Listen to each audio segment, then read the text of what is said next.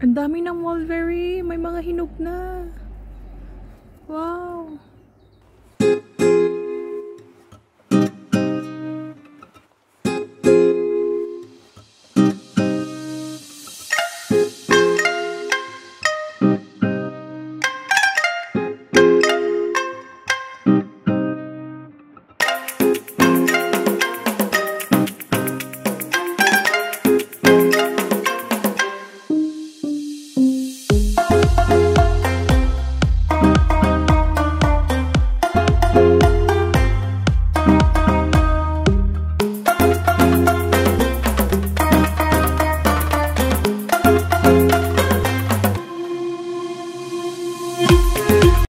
Morning everyone! So for today's video, we will take some lemon and mulberry. We'll see if it's already ripe and ready to eat.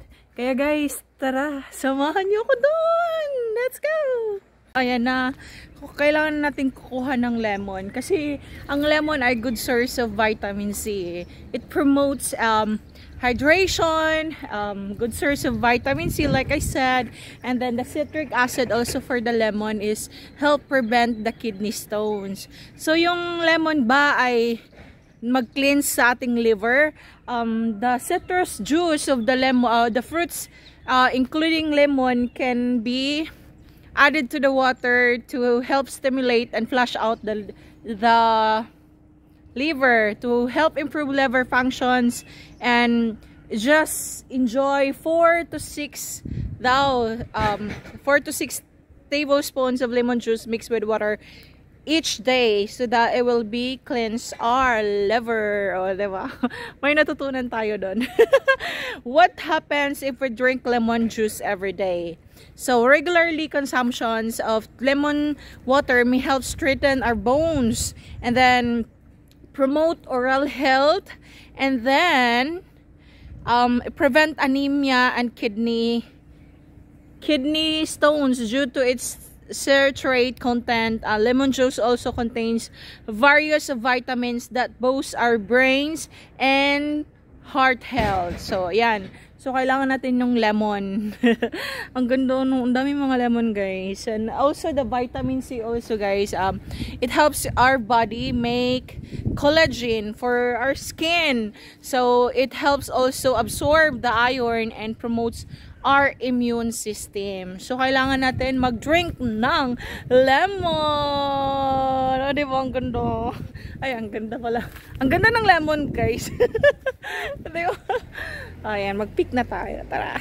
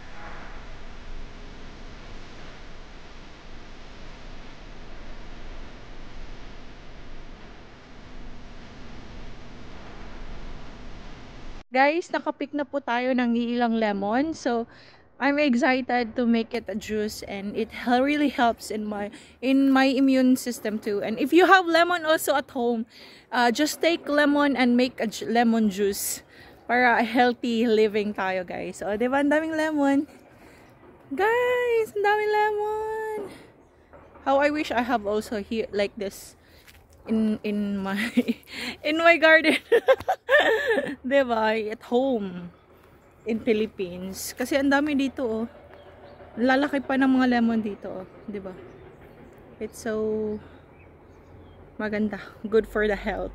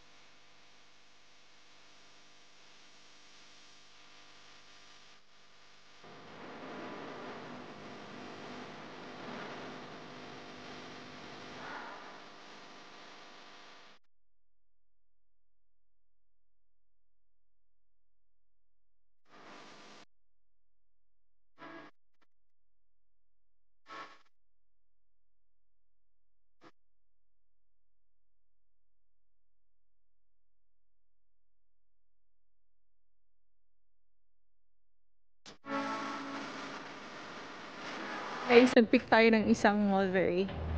Let's eat! Thank you, Lord Jesus. Amen.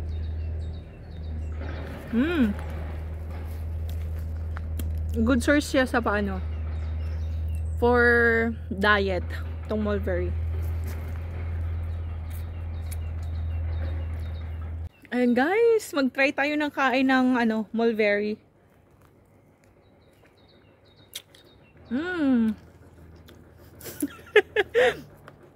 Ang sarap!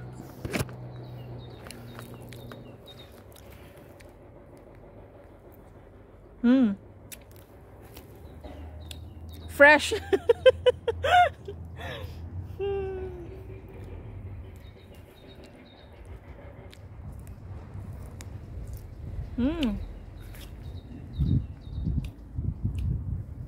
Kuha pa tayo madami. Dito na tayo kakain. Huwag nang dalhin sa bahay. Dito na lang.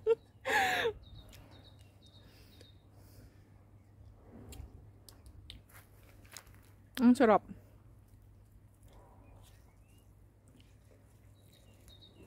Ay, nahulog. Nahulog. Ito.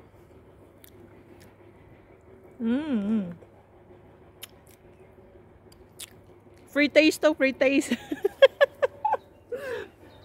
Free taste. Kuha pa tayo na madami.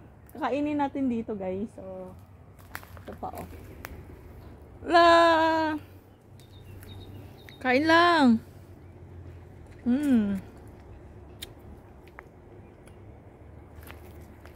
Ang dami.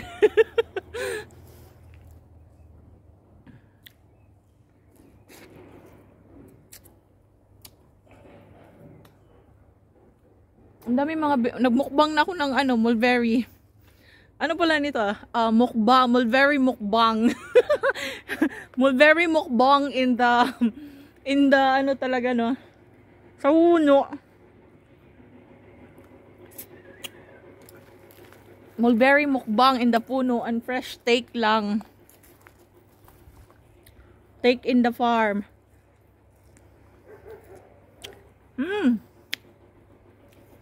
Yung iba sour siya, yung iba matamis. Siguro kailangan natin pumili ng good. Kasi alam mo ba, yung mulberries are colorful berries that are eaten both fresh and dry. So they are good source of iron, vitamin C, and several plant compounds, and have been linked to lower cholesterol, blood sugar, and for cancer risk. Kaya dapat guys, kain lang ng mulberry! Ito pala. Mulberry mukbang! Mulberry mukbang.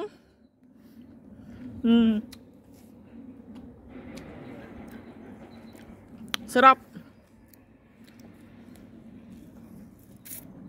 Mukbang. Mas maganda to kasi fresh. Galing talaga sa puno, 'di ba?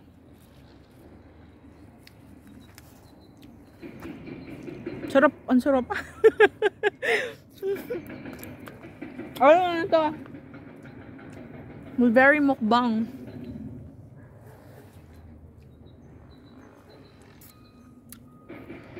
Alam nyo ba, how long does the mulberry, kumakain talaga no? How long does the mulberry tree stick grow? So yung mulberry stick grow as long as 8 or 9 years to produce fruit as after planting. So the main picking seasons is August and September. But since in Turkey, I think, what now? March? March, you can pick already the mulberry in Turkey, guys. So I think it's a baka ano lang to, in different places siguro or different country. So ayan, kain na tayo, oh, 'di ba? May natutunan tayo. may natutunan.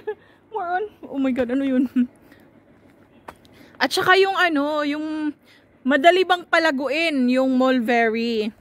Ang mga mulberry ay madaling lumaki. Yung patabain lang sa ano, sa tagsibol gamit ang compost at mulch upang mapanatili ang ano, pantay ng basa sa lupa.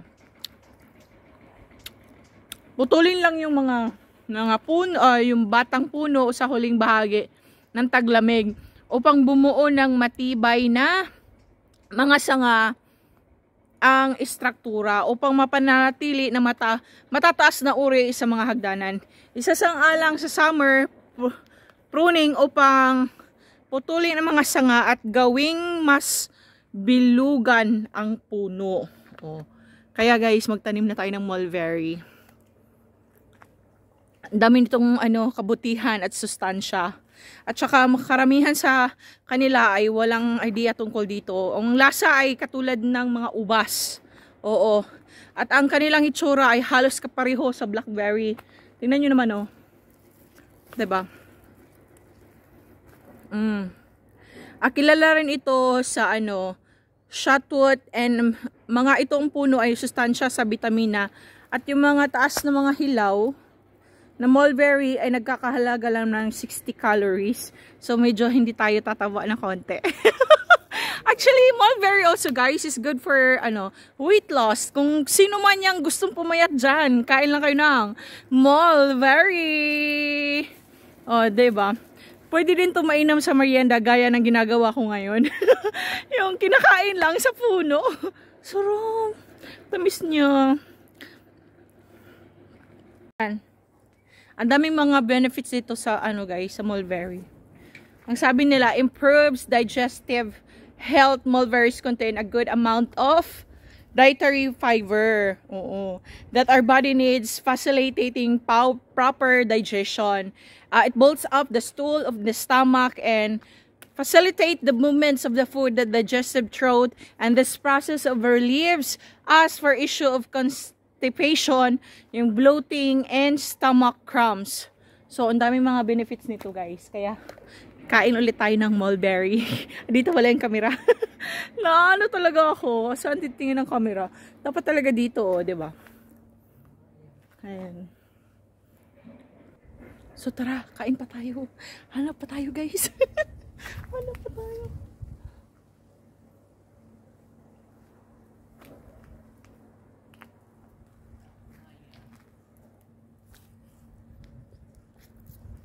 This is the mulberry mukbang. Mulberry mukbang with with some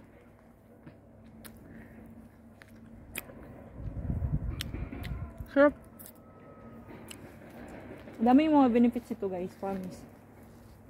O, diba? Mukbang mulberry yun. Mukbang. Mulberry mukbang.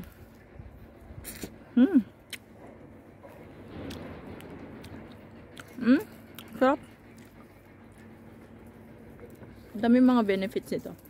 Reduce cancer risk, at saka improve blood circulation, improves immunity, promotes brain health, promotes liver health, prevent flu and cold, and then rich in anti-inflammatory. So, ang daming benefits nito sa mulberry, guys. Kaya, if you have plan to buy a fruit, buy mulberry.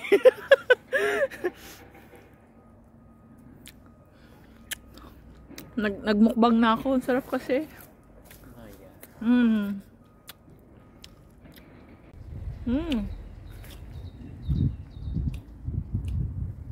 Kuha pa tayo madami. Dito na tayo kakain. Huwag nang dalhin sa bahay. Dito na lang.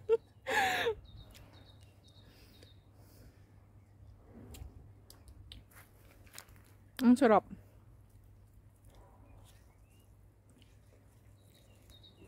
Ay, nahulog. Nahulog. Ito.